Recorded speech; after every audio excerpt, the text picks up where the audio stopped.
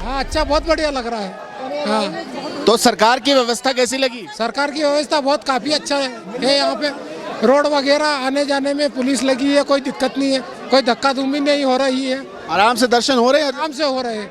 1-2 घंटे का तो समय लगता है, इतनी पब्लिक आ रही है बाहर से, पूरे देश से पब्लिक आ रही है। नहाने धोने में भी कोई दिक्कत नहीं है, गर्म कुंड ठंडा कुंड में भी स्नान किया हमने। सच पूछिए तो दर्शनार्थियों के लिए व्यवस्था करने का काम जनवरी और फरवरी के महीने से ही शुरू हुआ, यानी उस वक्त से जब पूरा बद्रीनाथ धाम बर्फ की मोटी चादर में ढका हुआ था। प्रशासन के लिए ये बच्चों के खेल जितना आसान नहीं था।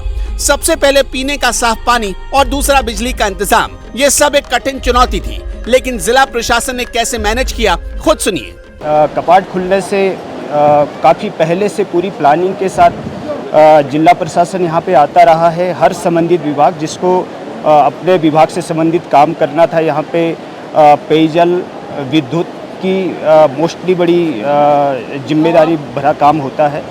तो वो टाइमली वो लोग आए थे और आपने देखा होगा कि बद्रीनाथ में व्यवस्थाएं बिल्कुल सुचारू रूप से चल रही हैं। शुरू में जब कपाट खुले थे 1-2 दिन तक पानी का थोड़ा इश्यू था, उसको भी संबंधित विभाग से हमने यहाँ संबंधित जो जिम्मेदार अधिकारी थे उनको बिठा करके उस पर होमवर्क करवाया और वो व्यवस्था भी आज की डेट में बहुत सुदृढ़ तरीके से हुई है। किसी की कोई कंप्लेन नहीं है।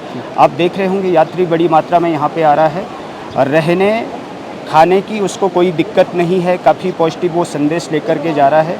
हमारा ये प्रयास हमेशा रहा है कि जो भी यहाँ पे संबंधित स्टेक होल्डर है उनसे समन्वय बना करके उनके हिसाब से भी और यात्रियों को जो हमें सुविधाएं देनी है उस पर हमने लगातार प्रयास किया है।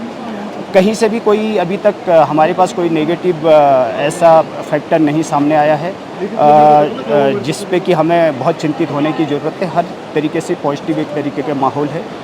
यात्री आ रहे हैं और बड़े अच्छे से दर्शन उनके हो पाए। यानी जिस विभाग की जो जिम्मेदारी है उस विभाग से जुड़े अधिकारियों को बद्रीनाथ धाम में बिठा दिया गया।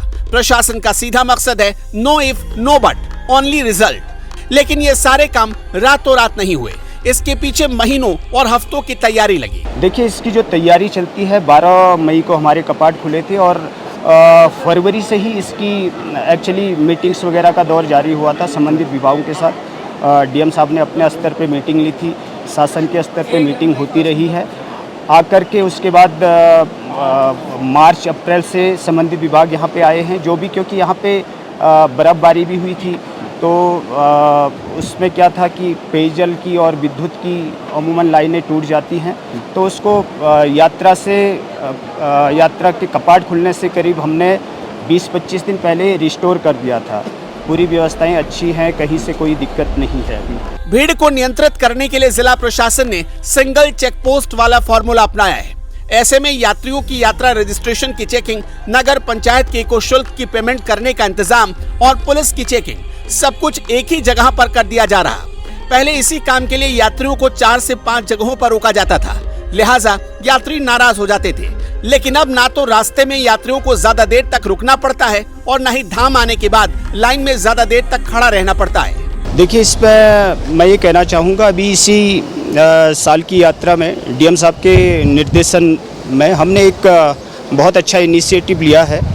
जो पहले अलग अलग जगह पे अलग अलग डिपार्टमेंट के द्वारा चेकिंग की जाती थी, तो वो एक ही जगह पे की जा रही है ताकि यात्रियों को बार बार रुकना ना पड़े।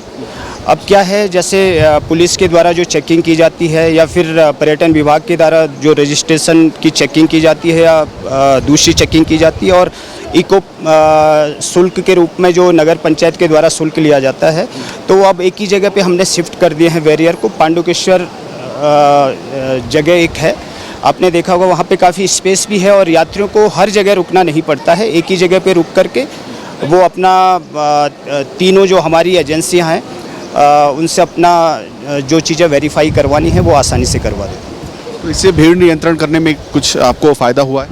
उससे बिल्कुल भीड़ नियंत्रण करने में फ़ायदा हुआ है। उसके बाद आपने श्रद्धालुओं को क्या फ़ायदा? श्रद्धालुओं को ये फ़ायदा हुआ है क्योंकि पहले क्या होता था, कुछ चीज़ें हम बद्रीनाथ में उनको रोक करके चेक करते थे कुछ चीज़ें, और कुछ पांडुकेश्वर में उनकी चेकिंग की जाती थी। तो उसमें क्या था, उनको बार बार रुकना पड़ता था। थोड़ा एक उनमें एक भावना ये रहती थी कि जगह जगह उनको रोका जा रहा है, तो एक ही जगह पे रोका उनको जा रहा है, तो उनका टाइम एक तरीके से बच जाता है और उसके बाद वो एक ही जगह पे उनको एकीकृत रूप में सुविधाएं मिल रही हैं, तो उसका एक पॉजिटिव रिस्पॉन्स तो रहता ही है। प्रशासन का हर कदम सिर्फ यात्रियों की सुविधा के लिए। अगर उसी तरह यात्रियों का हर कदम प्रशासन के साथ कदम से कदम मिलाकर चलने वाला रहा तो चारधाम यात्रा के रास्ते आसानी से कट जाएंगे। लेकिन ज्यादातर यात्री इन चीजों पर ध्यान नहीं देते। अगर आप भी चारधाम यात्रा और बद्रीनाथ धाम जाने की प्लानिंग कर रहे हैं तो जरूर जाइए, लेकिन पूरी जानकारी और पूरी तैयारी के साथ। Bureau report, NMF news.